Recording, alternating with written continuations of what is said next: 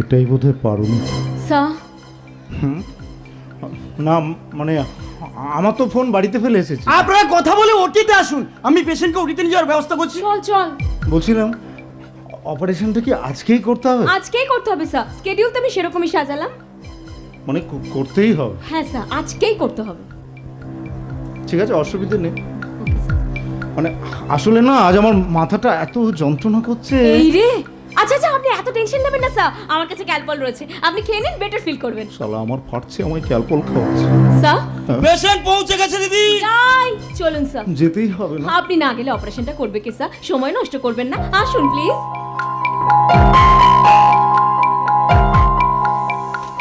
আসুন sir, major কোনো operation না, খুব সামান্য, এক্ষুনি হয়ে যাবে। বাদল এবার তুই যা। ঠিক আছে দিদি।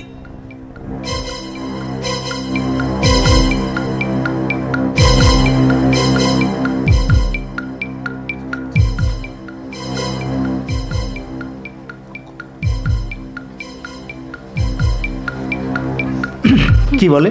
কাকে স্যার? ওই রিপোর্টগুলো দেখি। হ্যাঁ স্যার।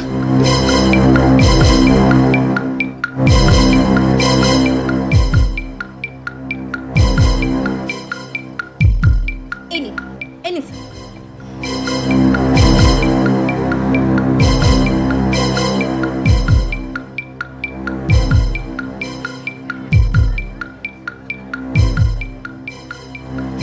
ও এ তো মাইনর কেস।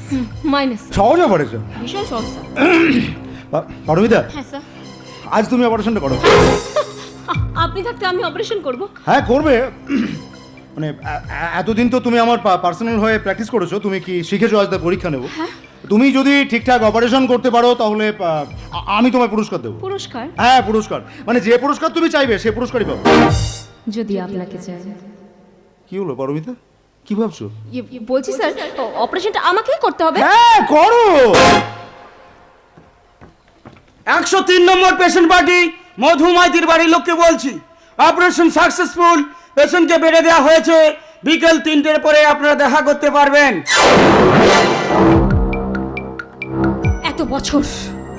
এতগুলো বছর ধরে ডক্টর চ্যাটার্জির সাথে আমি কাজ করছি, কই কোনোদিন তো আমার এতটা সন্দেহ হয়নি। আজ ডক্টর চ্যাটার্জি নিজে অপারেশনটা করলেন না, অপারেশনটা করলাম আমি। শুধু তাই নয়, অপারেশন থিয়েটারে পৌঁছে ডক্টর চ্যাটার্জি পেশেন্টের রক্ত দেখে মাথা ঘুরে অজ্ঞান হয়ে পড়ে গেলেন। না না না না না না, এর পিছনে না কিছুটা গন্ডগোল হচ্ছে, কিছু একটা এমন হচ্ছে যেটা আমি। আচ্ছা, ওই লোকটা সত্যিই ডক্টর প্রলয় চ্যাটার্জি না? প্রশ্ন প্রশ্ন প্রশ্ন, যেদিন থেকে ডক্টর প্রলয় চ্যাটার্জি আমার প্রথম দেখালো সেদিন থেকে একটা প্রশ্ন আমার মাথার মধ্যে ঘুরপাক খাচ্ছে। আচ্ছা, আমি কি ওকে মন দিয়ে ফেলেছি? কোনো কাজে মন বসছে না, চোখ বন্ধ করলেই ডক্টর প্রলয় চ্যাটার্জির একটা প্রতিচ্ছবি আমার চোখের সামনে ভেসে উঠছে। দূর, এভাবে ভালো লাগে নাকি? কিন্তু কি বা করবো আমি? আচ্ছা, আমি তো আজকালকার যুগের মেয়ে, স্মার্ট, শিক্ষিতা। তাহলে আমি ওকে কেন বলতে পারলাম না? কেন বলতে পারলাম না যে প্রলয়, আমি তোমাকে প্রথম দেখাতেই ভালোবেসে ফেলেছি, লাভ এট ফার্স্ট সাইট। কিন্তু প্রলয় কি আমাকে আপন করে নিতে পারবে? প্রশ্ন করছেন নাকি উত্তর চাইছেন ম্যাডাম? আপনি কতক্ষণ? অনেকক্ষণ দূরে দাঁড়িয়ে আপনার ছবি আঁকা দেখছিলাম। ডাক্তার, দেখছিলাম রামধনুর 7টা রং দিয়ে আপনার মনের ক্যানভাসে কি সুন্দর একটা ছবি এঁকে চলেছিল। যদিও জানি আড়াল থেকে কারো কথা শোনাটা অন্যায়। অন্যায় স্বীকার করছেন তো? পুলিশের কাছে অন্যায় স্বীকার না করে কোনো উপায় আছে কি? তাহলে যে শাস্তি পেতে হবে। বেশ, আপনি যে শাস্তি দেবেন সেই শাস্তিই আমি মাথা পেতে নেব। বলুন আপনি কি শাস্তি দিতে চান? আমাকে আপনি সম্বোধন করা চলবে, তুমি বলতে হবে। ও তাহলে তো এই শাস্তিটা উভয়ের ক্ষেত্রে প্রযোজ্য। দুর্গা দুর্গা। প্রলয়, আমি তোমার সাথে হারিয়ে যেতে চাই। কোথায় হারিয়ে যেতে চাও তুমি? ঠাকুমার ঝুলি থেকে বের করে আনা কোনো রূপকথা রাজ্যে, যেখানে থাকবে না কোনো মিথ্যে, কোনো হিংসা, কোনো বিদ্বেষ, যেখানে থাকবে অসংখ্য রঙিন ফুলের মাথা দোলানো ছন্দ, অসংখ্য রঙিন পাখির কিচির আওয়াজ, যেখানে হয়তো চরকা কাটা বলি এখনো বুনে চলেছে তার চরকায় সুতো। তুমি তো চাঁদের পাহাড়ে দেশের কথা বলছো। সেখানেই যেতে চাইছি, যেখানে জোছনার আলো আমাদের গায়ে এসে পড়বে আর আমরা বলবো, যে দেশে রামধনু এঁকে প্রেমীরা কবিতা লেখে, চলো না সেই দেশেতে কেউ খুঁজে পাবে না কথার গুঞ্জন শুনবো দুজন কেউ শুনতে পাবে না যে দেশে রামধনু এঁকে প্রেমীরা কবিতা লেখে চলো না সেই দেশেতে কেউ খুঁজে পাবে না কথার গুঞ্জন শুনবো দুজন কেউ শুনতে পাবে না যে দেশে রামধনু এঁকে প্রেমীরা কবিতা লেখে চলো না সেই দেশেতে কেউ খুঁজে পাবে না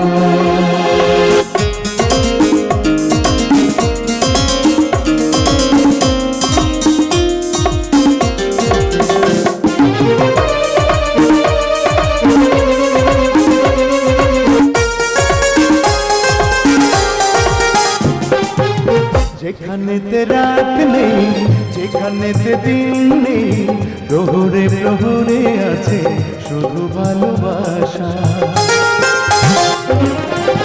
যেখানেতে রাত নেই যেখানেতে দিন নেই প্রহরে প্রহরে আছে শুধু ভালোবাসা চারিদিকে কেউ নেই কেউ নেই কেউ নেই আছে শুধু দুজনেই দুজনেই দুজনেই কেউ তো দেখতে পাবে না যে দেশে রামধনু এঁকে প্রেমীরা কবিতা লেখে চলো না সেই দেশেতে কেউ খুঁজে পাবে না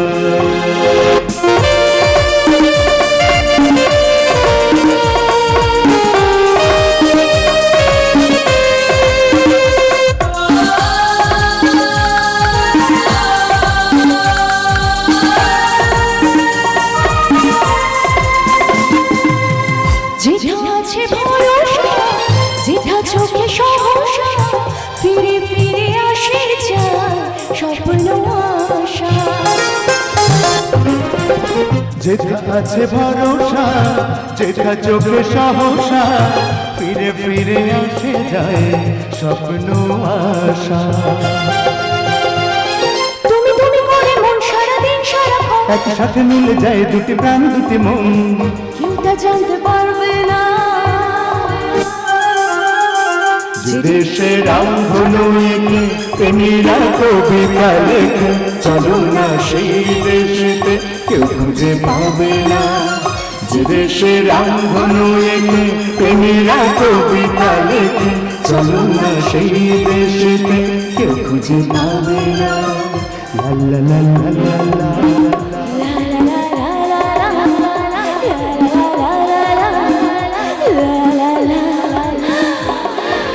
এইভাবে সারাটা জীবন আমার পাশে থাকবে তো ম্যাডাম এইভাবে সারাটা জীবন আমাকে আগলে রাখবে তো কি মুশকিলে পড়েছি ম্যাডাম আমি যে সত্যি সত্যি তোমায় মন দিয়ে ফেলেছি সুশ্রুরি লাগছে ম্যাডাম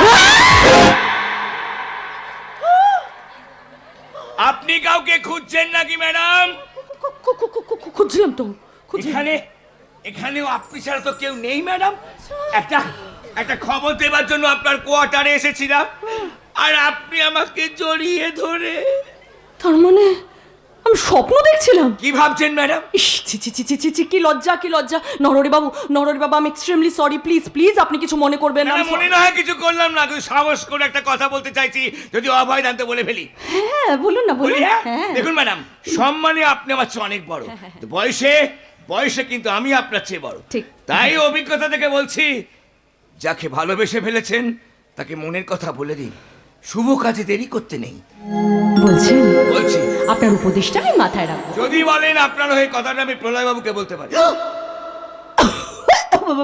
আচ্ছা ঠিক আছে সে বলবেন কোন আচ্ছা আগে বলুন তো আমার বাড়িতে কেন এসেছেন জুড়ে জুড়ে বলা যাবে না ম্যাডাম জোরে জোরে বলা যাবে না কথায় আছে দেওয়ালেরও কান আছে শুনুন ম্যাডাম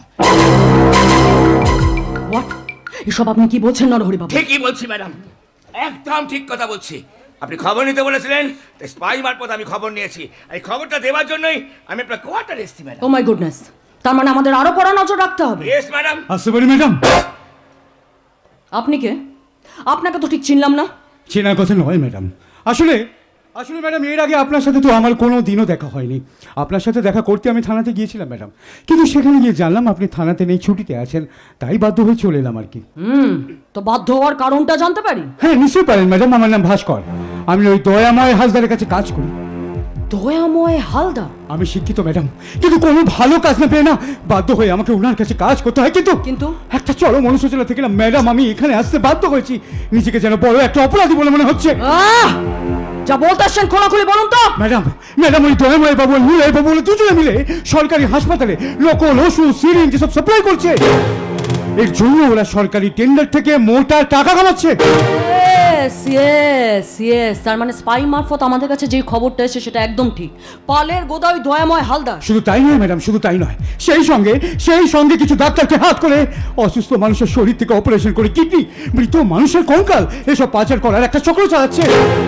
টাকার জন্য আমি এতদিন চুপ করেছিলাম ঠিকই, কিন্তু যখন আমি চোখের সামনে দেখলাম, আমি চোখের সামনে দেখলাম ওই দয়াময় বাবু নিলয় বাবু ওরা দুজনে মিলে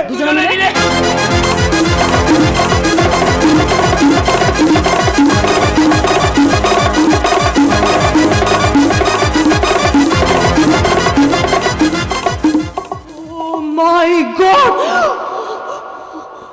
ম্যাডাম। নরহরি বাবু বলুন ম্যাডাম। আপনি জানতেন? না ম্যাডাম।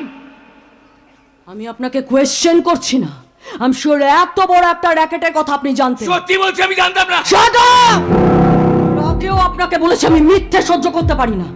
এতদিন ধরে আপনি এই থানায় পোস্টেড, অথচ আপনি কিছুই জানতেন না। আর আপনি যদি কিছুই না জানতেন তার মানে আপনি ডিউটি করছিলেন না, সরকারের থেকে স্যালারি নিচ্ছেন, ডিউটি করছেন না। আপনার তো চাকরি করারই কোনো দরকার নেই। ম্যাডাম শুনুন নরহরি বাবু, সরকার আমাদের যে স্যালারি দেয় সেটা জনগণের দেওয়া ট্যাক্সের টাকা।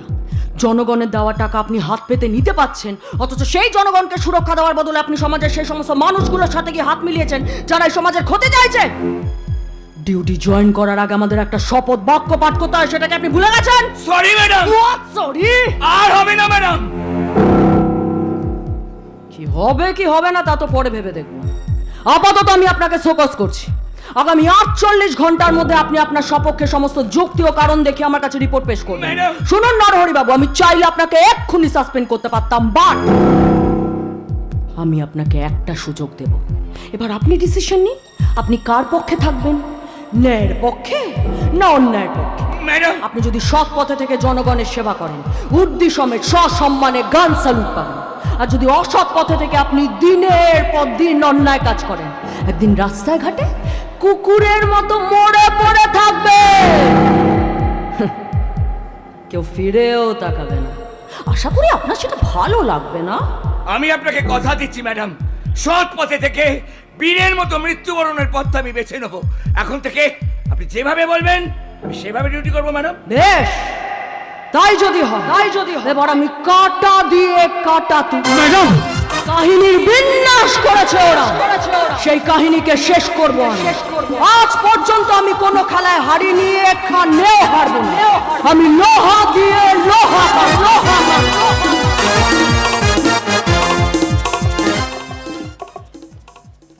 লোহার খাঁচা।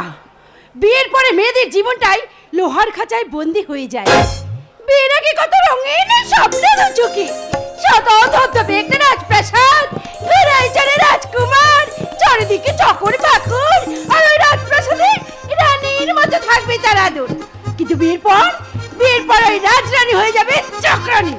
সকালে 4টে ভেদ, দুপুরে রান্না, রাতে রান্না। ঘেন্না ধরে গেছে। মা একবার এই ঘরে আসবেন। তবে শান্তি আমার একটাই, বিয়ের পরেও বদলায়নি আমার নিলয়ের ভালোবাসা। সারাদিন কাজের পরেও ও আমাকে আগের মতোই ভালোবাসে। স্বামী স্ত্রীর ভালোবাসাই তো একটা সংসারকে সুন্দর করে গড়ে তোলে। মা নইলে ইট কাঠ পাথরে কি মূল্য আছে যদি তাদের ভালোবাসাকে জড়িয়ে একটা বাড়ি না বানানো যায়? আপনি ঠিক বলেছেন মা। মা ও মা, বলছিলাম কি আমার শাড়িটা কেমন লাগছে? তার সাথে এই চুড়ি জোড়াটা মানাচ্ছে তো? তোমরা এই যুগের মেয়ে, আমাদের থেকে না তোমরা অনেক বেশি ভালো বোঝো।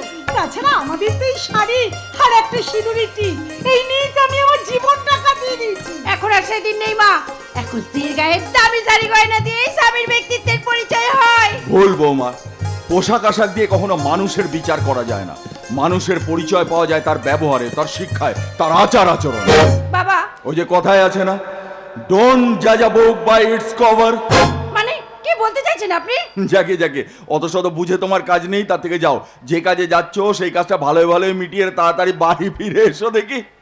তুমি ওইসব কথায় কান দিও না বৌমা, একটা ভালো কাজে যাচ্ছি, এখন এইসব কথাগুলো তোমার না বললে চলছিল না। বেশ, আমি না হয় বললাম না। এই মায়া, মায়া শোনো, এদিকে এসো। এই নাও, এই নাও, এই টাকাটা ধরো। ওই হারু শেখরার দোকানে যাবে, ওকে কিছু টাকা অগ্রিম দেবে, আর মহাদেবের কাপড়ের দোকানে বাকি টাকাটা দিয়ে দেবে। আর হ্যাঁ বৌমা, তুমি তোমার জন্য পছন্দসই একটা ভালো দেখে গয়না গড়িয়ে নিও। ঠিক আছে বাবা। আর হ্যাঁ, হারুকে বলবে গয়নাগুলো যেন আমার পছন্দসই হয়, আমি বলে রাখলাম। হ্যাঁ না গো, আমি বেছে বেছে না তোমার বড় বৌমার জন্য খারাপ গহনাগুলোই নিয়ে আসবো। সেই যে তুমি পারবে না তা আমার বিলক্ষণ জানা আছে মায়া। এখন যাও দেখি, তাড়াতাড়ি কাজটা মিটিয়ে তাড়াতাড়ি ফিরে এসো দেখি। আর হ্যাঁ, খুব সাবধানে যাবে, আর টাকা পয়সাগুলো খুব সাবধানে রাখবে, যা দিনকাল পড়েছে। আর হ্যাঁ, রাস্তাঘাট খুব সাবধানে পার হবে, দুদিক দেখবে, তারপরে পার হবে, বুঝেছো? আপনি কোনো চিন্তা করবেন না বাবা, আমরা সবকে কাটি করে সাবধানে ফিরে আসবো। চলুন মা, গয়না কিনে আনি। টেবিলে তোমার খাবার চাপা আছে, খেয়ে নেবে। আরে বাবা, আমার খাওয়া দাওয়া নিয়ে তোমাদের চিন্তা করতে হবে না। এখন যাও দেখি, ভালো ভালো কাজটা মিটিয়ে তাড়াতাড়ি বাড়ি ফেরো দেখি। তাহলে আসি বাবা। হ্যাঁ, এসো এসো এসো।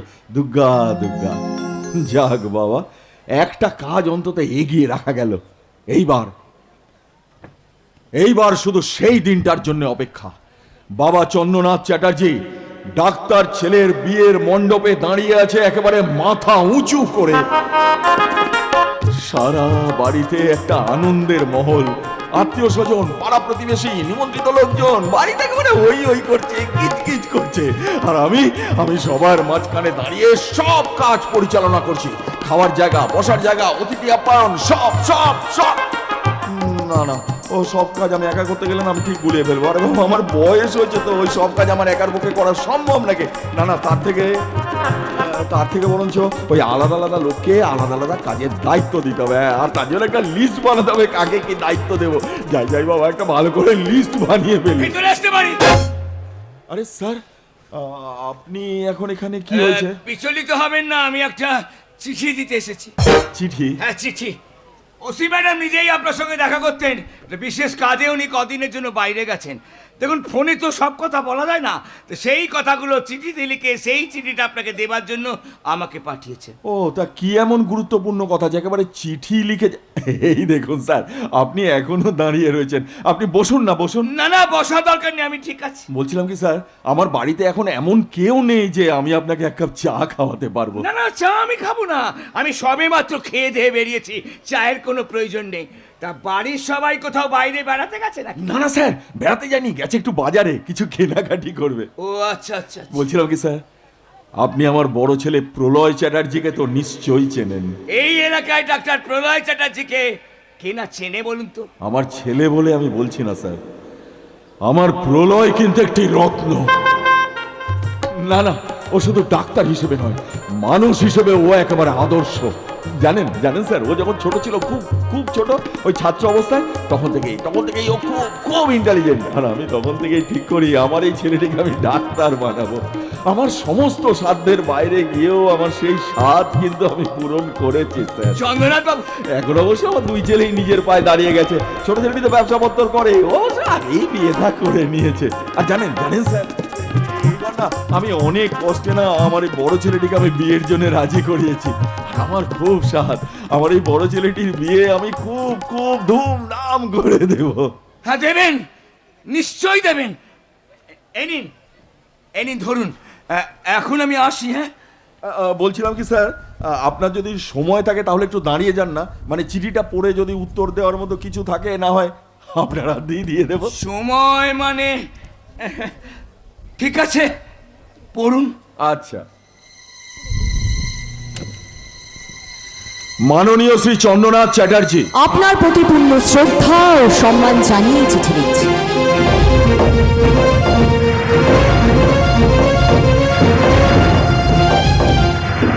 সান্ত্বনা জানিয়ে আপনার শোক, ব্যথা, যন্ত্রণাকে ছোট করব না। তদন্তের কারণে এই ঘটনার গোপনীয়তা রক্ষা করা প্রয়োজন। আশা করি আপনি তা রক্ষা করবেন। ইতি দুর্গা সান্যাল। চন্দ্রনাথ বাবু, কি উত্তর দেব আমি এই চিঠি?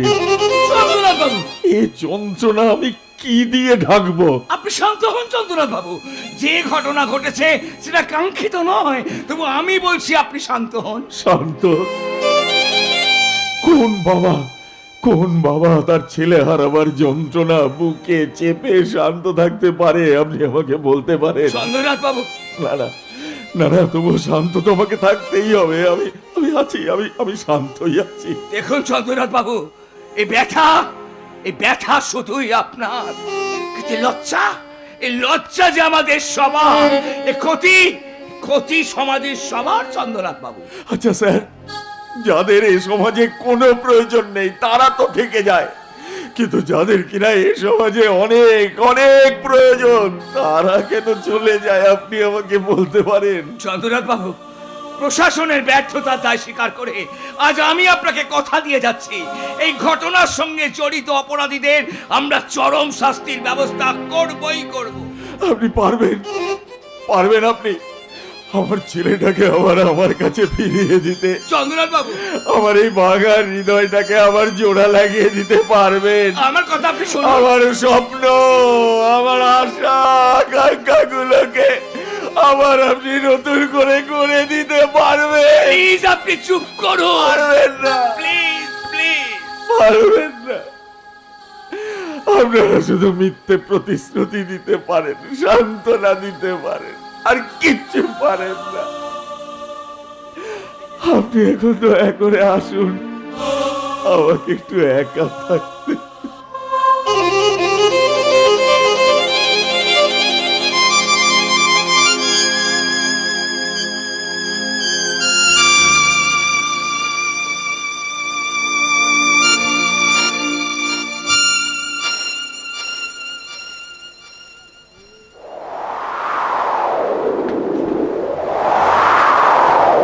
দিনগুলো কুড়োতে কত কি তো হারালো, ব্যথা কই সে বলার, বিদেশে যা দাঁড়ালো।